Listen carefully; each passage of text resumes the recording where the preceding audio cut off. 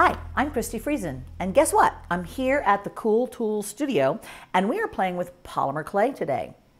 I don't know if you've played with polymer clay before, or if you've dabbled a little and you know the magic but wanted to explore it more, but let me tell you, it's like a magic material. You can do so many things with it, and I won't even start to list them, but let me tell you today, we're going to make a flower pendant, and we're going to put Pan Pastels on it and use a little scratch through technique to make it look amazing. And if you're not hooked by the end of that, boy, I tell you, I'll have to try a little harder, but I think you will be. All right, so let's get started. We're going to play with polymer clay. Okay, so I'm using Primo clay here, and I've cut a little piece of that clay out, and I've been manipulating it a bit to make it soft and flexible. That's called conditioning your clay. You can use a pasta machine, you can use a roller, you can twist it and turn it in your hand, but the way you know if it's conditioned is if you bend that and you're not getting a bunch of cracks in there. If it's still crackling a lot, then you're going to want to just keep rolling it and folding it and twisting it a little bit more.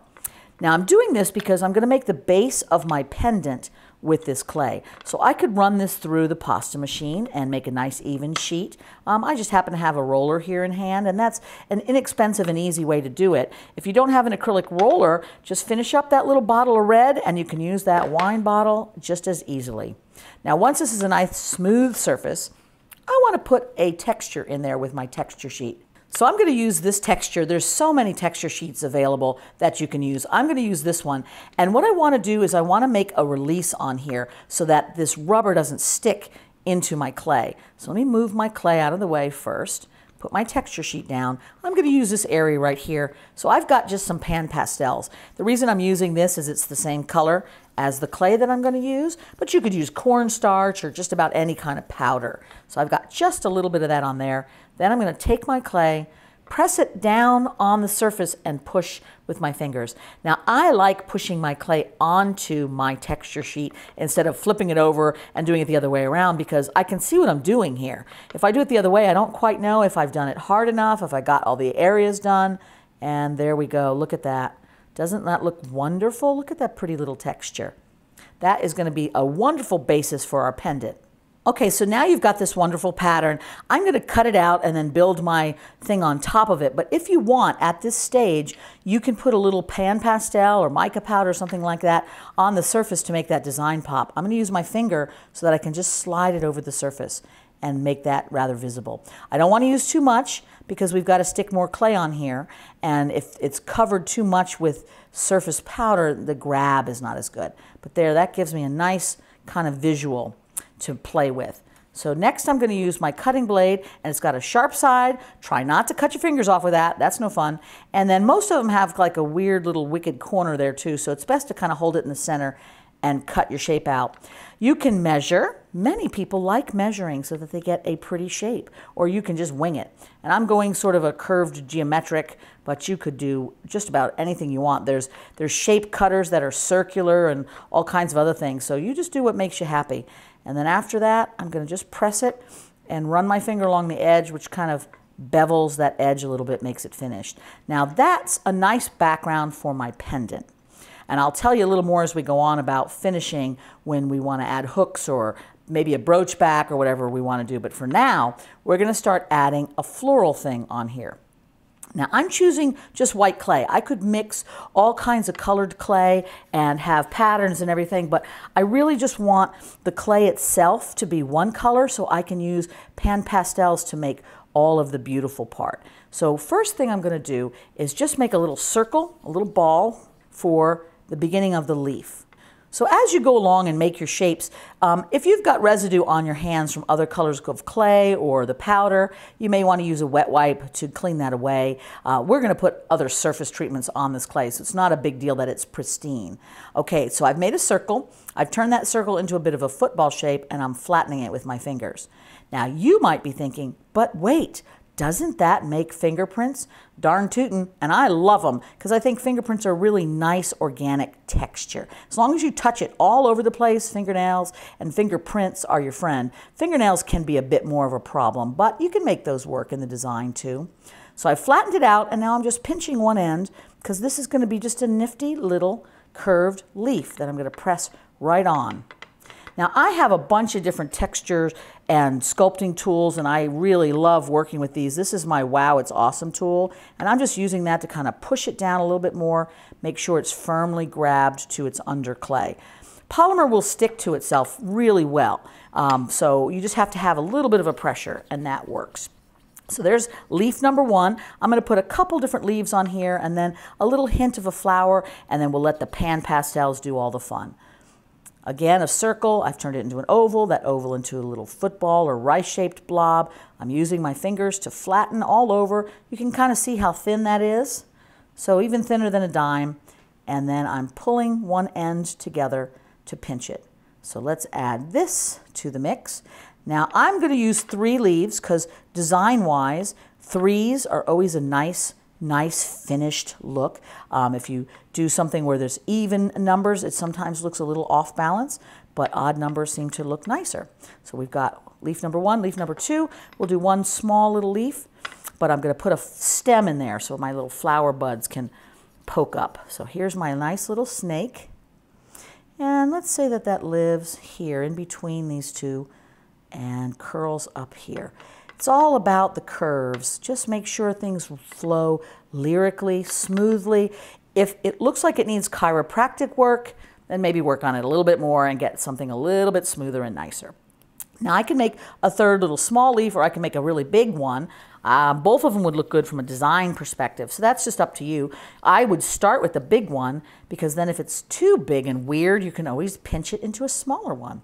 So there's my oval, into the little pointed ends, flatten, flatten, flatten, make it bigger, make it thinner, curve that end, and let's just see if that big leaf works for this design. Let's try it in a different position. So you see, it's just a matter of kind of playing with it and see what works. I definitely think we're going to go smaller. So I'm pinching some of that extra off, and we'll just do a little small one like this. Pressing that all in and using my Wow It's Awesome sculpture tool to kind of finish the deal. This is quite a fun tool. It's got a lot of fun properties, which you're going to see in just a minute. So now all I want to do here is the hint of like buds. So little circles like this. Let's do a little handful of them.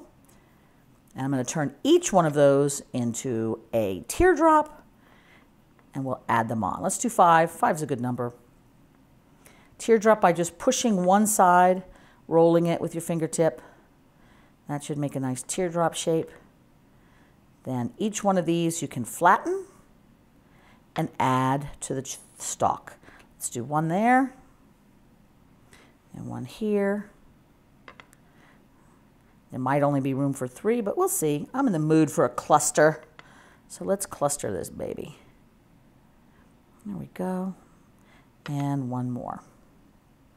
Okay, so you have a very stark black and white thing going on. That's okay. Soon that will change. So now we want to do a little bit of a details on here. I'm going to put a lot of the detail on the leaves with the powders, but I want to just kind of drag the tips of these with my tool. So I'm using this kind of rounded end here to just drag that clay. Because my clay has been well conditioned, it's very soft and it's easy to drag. This particular brand is beautiful for that. It really does a drag. So now look, we've got a nice little flowery shape. Okay, so this is what we have so far. Now, while all this clay is wet, we're not baking anything, we're going to use our Pan Pastels and add color. This is what Pan Pastels look like when you get them. They're just a fun little pan of pastel, and they come in 1,000 billion jillion colors, and you're going to want all of them because they're all amazing.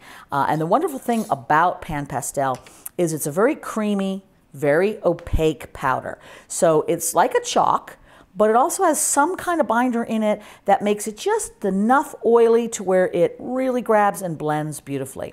And you're just going to use a brush for most of this fun, and have some tape nearby, because once in a while you'll have to pick off something that's in the wrong spot. All right, let's get started with our Pan Pastels. Okay, so I've got a nice palette here, and I like to try to work on the lighter colors and work my way up to darker. So we're going to start with our leaves here, and I'm going to go to this sort of minty color and just get started by brushing on that minty color. And I'm going to keep my little rag close by so I can wipe my brush off in between uses. If it gets somewhere where you don't want, a little bit of blowing can work, but it does have, it's powder, so it does have a ability to kind of fleck all over the place. But the other thing you can do is take a tiny bit of clear tape and go back with the tool. Just lay it in the area and use your tool tip to kind of grab and move it away from areas that you don't want. So tape is your friend. Have a nice big pile of that handy. All right, so I'm going to put this minty one on first, just for funsies. Let's get that all in there. Now, I like this chartreusey color. I forget exactly what it's called, but it is awesome. And I'm going to start adding more of that all around. So see how I'm building up color? You can do this with polymer too. You can do blends and all that kind of thing, but it takes a longer time and it's a little bit more difficult to make a blend have that much gradation in that short of a space. That's tricky. Whereas with powder, it's a no-brainer. You just brush it on and it's happy as can be. So I love powders. Powders open up the world. Now let's get a little bit of our darker green and get that deep inside some of these leaf parts. So look, I'm adding shadows, I'm adding depth, and I'm doing it all easily and quickly and fun. Again, anything I don't like, I can use my little bits of tape to remove things. But, you know, work slow at it and just build up your colors, and most likely you'll end up with something that you like. And look at how nice and easy it is to put one color right over the other. Most powders, you don't get that choice. When something goes on there, it kind of blocks the world from everything else. But these really give you a lot of room to play. And I am using a nice soft paintbrush. That makes a big difference on here and just lets you kind of work that up little by little. Now I've got a bit more green there than I want. I'm going to catch that right now before it gets a little out of control. Again, just putting it in place, rubbing it with my tool, getting it into the corners, keeping green just where I want it. Okay, so remember, this clay is not baked yet. The pastels, any kind of powders, sticks to the surface of unbaked clay. Not so much when you bake it. Then it needs somehow to grab, and if you don't have some kind of a glaze or something in it, it's just not going to stick. But while that clay is moist, oh boy, it's going to stick great. Okay, so see how I'm just sort of building? If you have a little bit of painting background, this will be even easier. You'll probably be super addicted to it. And I'll get a little bit of brown in here too. Brown, use sparingly, but brown is a key to good design because it's just going to neutralize some of those tones and really give you a natural look. So if you don't already have a number of browns in your color array, don't be hesitant to get a few of those. They're my go-to. I love the way browns can make something look. And I feel like that's a little darker than I want. Now I can wait and do all my taping at the end, but I like to do it as I go along. So I'm going to just press that in there and lift off with my finger, lift off some of that excess so I can make that a prettier piece. That's kind of very visual right in your eye, and I want to see that a little bit more. So let's come back now with some brighter green and smooth that up. Got a little too brown. There we go. That's a little better. Okay. All right, so now we got to play with the flowers. I've done the pinks and the purples and things like that before, but I'm a fan of that, and they look so pretty white, don't they? So maybe all we want to do is touch just the tiniest bit of this pale blue and the tiniest bit of pink in there, just a touch. And we're going to blend it all with my smaller brush and leave some of that white showing. I'm going to come back with tape and get rid of some of that. Okay, so there's that. Let's tape away some of that. So see how I'm just touching it and it's taking away a little bit of that extra, leaving it softer and more gentle, which I really like. Okay, so this is what you have so far. Now, you can leave it just like that. But I like to come back with a tool. Now, needle tool works really well, a toothpick. This, wow, it's awesome, has like a claw edge, and you can use this to scratch through. This is called sgraffito. Whenever you're scratching from one color to reveal an undercolor, that's sgraffito, which, remember you did that in kindergarten when you put crayons on a piece of paper and then covered it with black tempera paint and scratched through. That is an ancient technique that you learned in kindergarten and you're ready to play some more. I used a brush to kind of scratch away all the excess. You want to be just sort of flicking as you go so that it doesn't build up a lot of that polymer gunk on there. And using your brush to flick carefully because it's going to grab some of that powder and fill in those lines a little more than you want if you're not careful. Let's do some more here. Now I know that's pretty stark. If you don't like that bright white, you can come back with powder and get rid of it. I like the effect. I think it makes a kind of a painterly thing going on here. But again, you can put powders over the top if you're like, oh no, that's way too harsh. It's your choice, baby. You're the artist, so you do what you want. Okay, I'm going to put a little bit more there. All right, so look, we've got some fun colors. Cleaning my brush and flicking away the goob. And then lastly, we'll do some more lines up in this guy and see if we need any more color. I feel like it could use just a little bit more color, so let's get some light purple in there and do that scratch through. Maybe make it look a little bit prettier. Scratch. Now that sort of looks like the rest of the piece.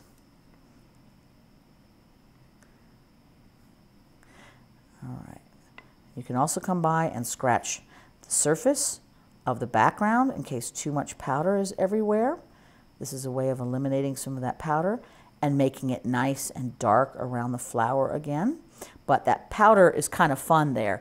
All right, so this is what we've got. Now, if you want, you can go back and just highlight any areas of that background that might need a little bit more. Okay, so there you go.